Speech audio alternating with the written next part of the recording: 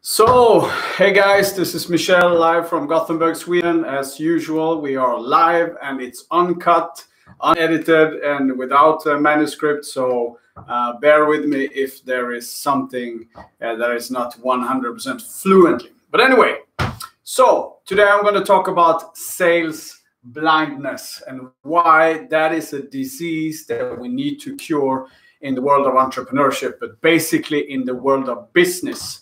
There is a lot of salespeople that has this illness as well, and that is why we always see the peak performance and the ones that are quite mediocre, because the peak performers, the people who peak perform in sales, for an example, they have a fantastic eye for opportunities. They can see a sales opportunity wherever they look, and the same goes for entrepreneurs basically. But the reason why it's more obvious in the world of entrepreneurship is that as an entrepreneur we need to be able to shift forms and adapt to any environment every day.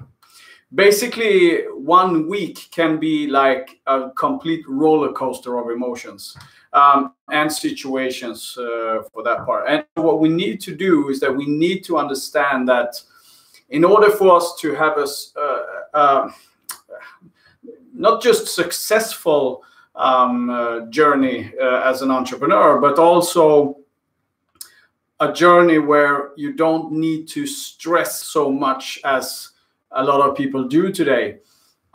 We need to develop, we need to practice our sales vision in order for us to cure our sales blindness. All right, I'm going to give you a few examples on what I mean. Usually the symptoms is that we can't see opportunities. I don't know how many times I'm sitting with an entrepreneur looking at their business plan or whatever, and then looking at their market, and I can see tons of opportunities that we just don't see them. They just don't see them. It's like they have a tunnel vision, and they are so closed that they don't see above and beyond, as we usually talk about. That's one of them. One of the other things is that we usually go for wrong pricing. And there's two scenarios. One of them is that they usually sell out. It's too cheap. You get the feeling that, all right, you are handing me a Ferrari, but you are pricing it as a bicycle. Why? Is it something wrong? Is it bad? You know, they just create the feeling that this is not right. Something is not right. And on the other side, of course, you're too expensive. And this is a thin line between being confident and being plain stupid, basically, because confident and arrogant anyway. Because when you're confident, you know what pricing you should have, and you can really prove why. You can really, and the customers can really feel why you have set a certain level of pricing. But when you're arrogant, you don't see the faults. You're not critical to your own product or service, and you price it too high of various reasons. And this is because you have sales blindness. You don't understand your market good enough. You haven't done your homework good enough through a sales perspective, and that is why usually we end up with wrong pricing. Now, another symptom is that we have low hit rate on marketing campaigns. And I want to stick to this one a little bit, because usually when we talk about marketing campaigns, this equals also the most popular word ever now, and that is social selling. Okay? Social selling is like, I don't know. It's the cup of life. I don't know. And the fun. Why I'm laughing is that nowadays everybody's doing it. Everybody looks at social selling and content marketing and saying, "Wow, that's how we do business these days." Customers, they don't They don't want to be cold called and this and that. And there's so much self-fulfilling prophecies out there that just keeps us from performing basically every week.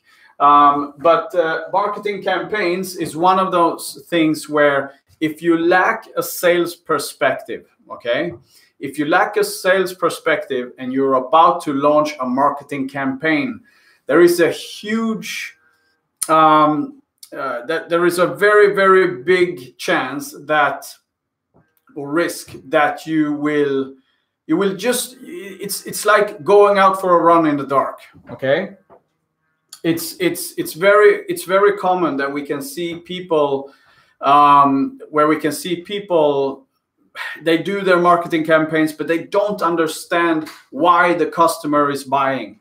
They don't understand, first of all, how to sell the product, of course, but they don't understand why the customer is buying. And by not understanding why the customer is buying, the marketing campaign ends up being dull. It ends up being just wasted money, basically, and energy. So this is you need to understand that if you're going out for a hunt, you need to understand the behavior of the prey. Of course, if you're going to play a game, you need to know the rules of the game, and it's the same thing when it comes to business. If you don't understand your market, and if you haven't identified some key factors on why people are buying, what is the pain, etc., then forget about it. You're not going to see a marketing campaign being super successful. So that is basically one of the symptoms. You go out for campaign after campaign with low hit rate, and that is because you have sales blindness. All right. And now another thing is that you're losing deals due to closed vision. And this is something also that I see a lot of times happening, especially working with startups. And we usually, when we have these workshops within the Vimentis VIP program with startups, it's so common to see that we are so stuck in the product, in the service we're going to bring to the market. So basically, again, just like the first pointer over here, we tend to miss out on so many other things that could lead, because in one of the videos that we have on our platform, we talk about that sometimes we need to see a sales cycle going like this. Okay, you have all these different, for an example, I'm just going to show you for an example. Let's say it starts here. And this could, and then you have different factors happening along the way that will usually lead to the deal further down the line. But when you have a closed vision, you usually just see, well, this is me, this is the customer, and they should buy because of this and that and so on. And we focus just on this thing. Usually, when you have a sales perspective, and when you don't have a sales blindness illness, you understand that sometimes in some deals, depending on the size of the deal and the complexity, of course, and all these kind of things, sometimes we need to understand that there's several steps ahead in order for us to get to the deal.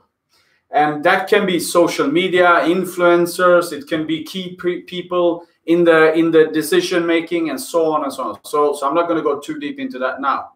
But if you don't have the result you desire, there is a big chance that you are suffering from the condition we call sales blindness.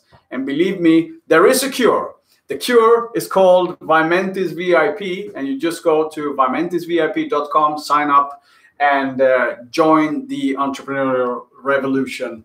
And yeah, and you will get the tools needed. So, but anyway, if you have any input, if you have anything around this subject that you would like to discuss even more, give me a shout out and I'll contact you and we talk some more.